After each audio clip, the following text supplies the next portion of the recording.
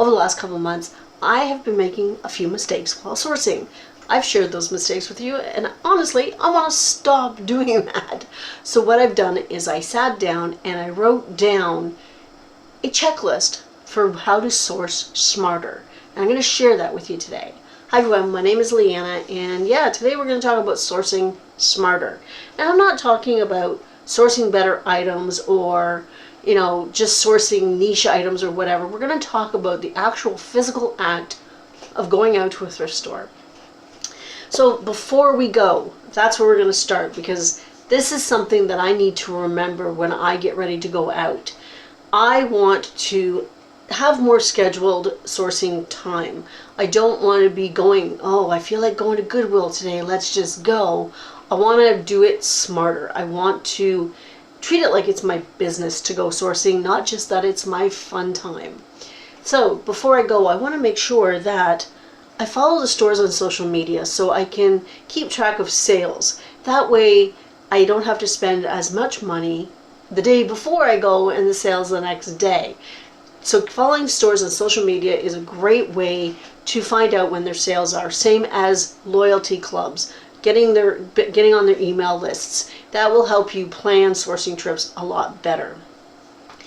Before I go out of the house, I want to make sure that I'm well rested and that I have the energy to actually source, because that's really important.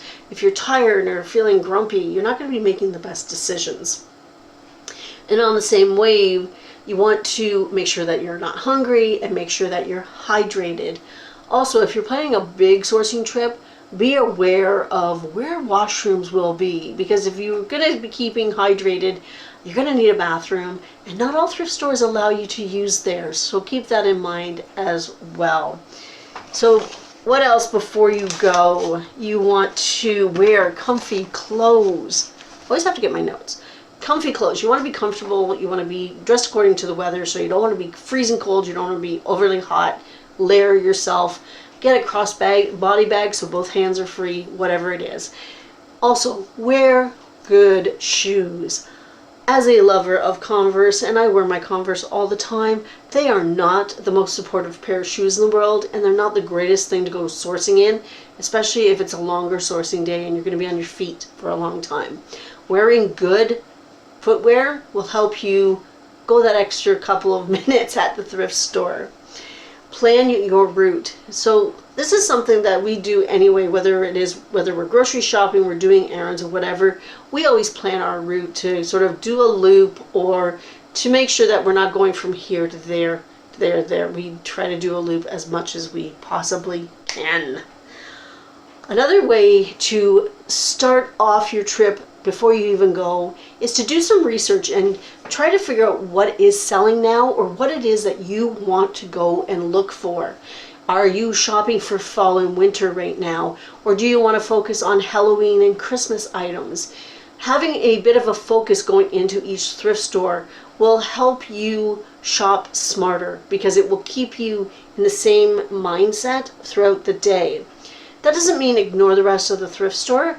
To me, it means focus on a couple of things. That way you're not going to get overwhelmed, because the more overwhelmed you get, the more chances of making mistakes will be.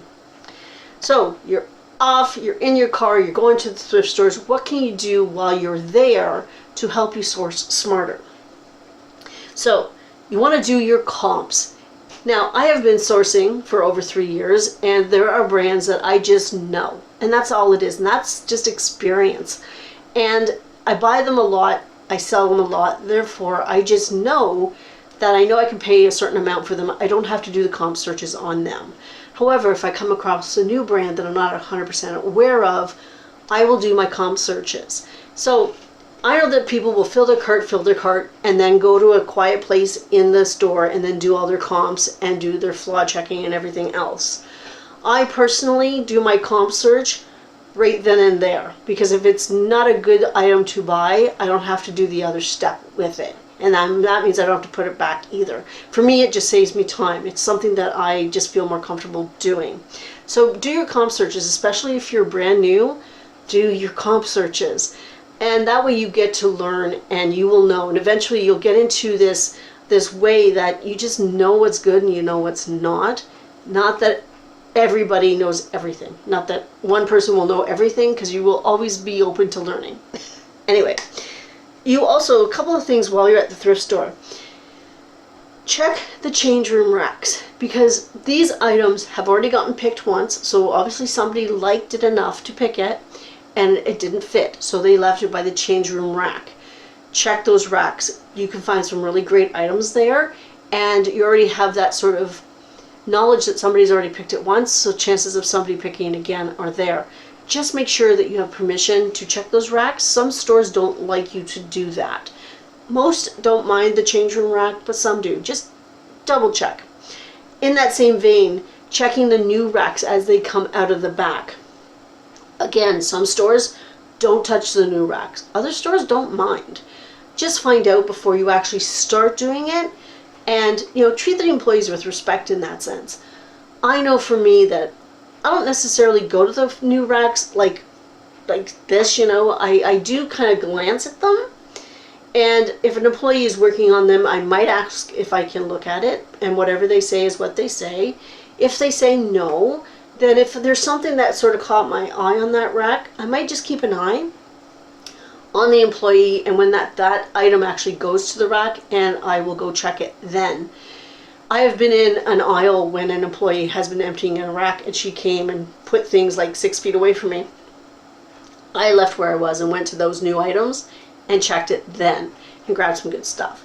So just make sure you have permission to check the racks, because that is a really great place to get good items. Check behind the counter or in the showcase, wherever it is that your store keeps the high-end items. Even though you will be paying up for them, you can find some excellent items in those showcases. I recently found a Lululemon Everywhere bag in my local Value Village. It was $25, so I did pay a little bit up for it, but 25 Canadian, and it sold for 75 American. So for me, that was a pretty good ROI. So I really enjoyed that. I will get back to some of the higher end items when I get to the next section, which is some tips for finding flaws before you leave the thrift store. This is something I really need to work on, because I have been buying some bad things in the last couple of months and I don't like it. So 4 items that you want to check. Any items you want to check, make sure that you have good lighting. It's really important that you're not buried down in a deep dark hole. When you're looking at them, you want as much light as possible. With wool items, a couple of things to look for are that scrunchy noise when you pull it apart. Like that noise, because it will tell you that the sweater has probably been shrunk and it's not that great of condition. You'll also see some that are really, really bad. They're so matted that you look at it and go, yeah, no. I recently came upon an Aritzia, one of those Cowchian, I don't know how to say it, anyway, one of those sweaters, and it looked like it was in really good condition. I was like, great, but I looked at the size, it said it was an extra large, and I was like, this is not an extra large. So I did the pull test, and it was like, yeah, that's been shrunk. And I personally don't want to deal with that. I know there's a way that you can fix it with fabric softener and whatever and restretching it, but for me it's not worth the time. Another thing with wool items is holes, moth holes. And it doesn't matter if it's a skirt, a top, or a dress. They happen, and a way to look at for them is you tape the garment and you put your arms inside of it and you hold it up to the light and you look from the inside to the out, and you will be able to see those holes. Yes, it looks a little ridiculous, but you know what? You don't want to get that item home and find out that you have to return it. It's about saving yourself the time, doing the work beforehand and saving yourself the time. Shoes.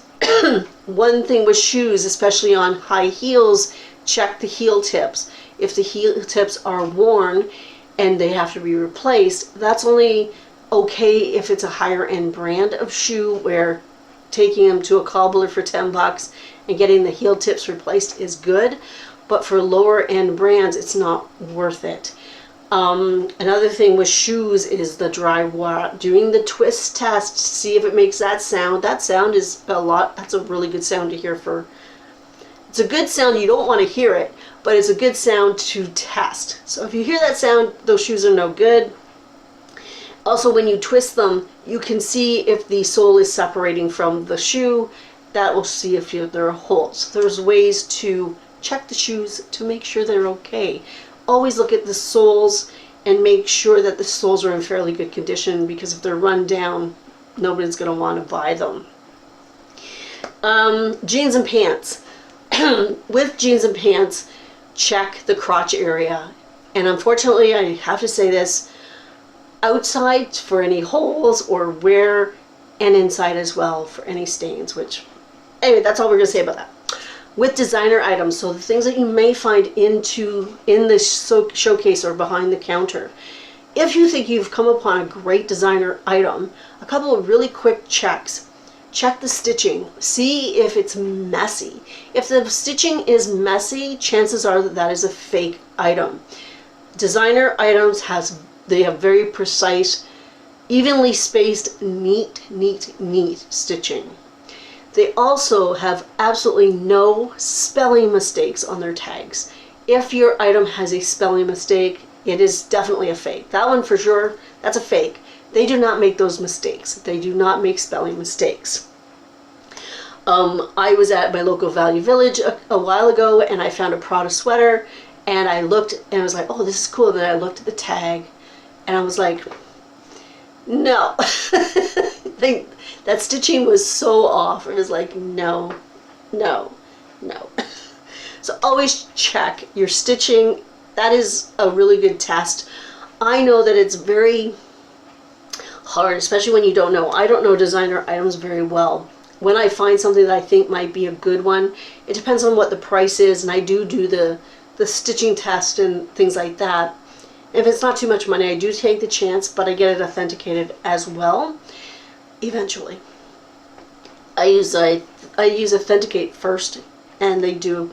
I mean, they've done some things for me in the past, and they've been fine. I don't know. I don't do them that often. I don't find a lot of designer items that I want to get authenticated. Asking your PFFs and asking Instagram and asking Facebook groups if something is real because you're at the thrift store and you want to know that you're thinking about it. That's not a bad way to go, because most people are very, very helpful.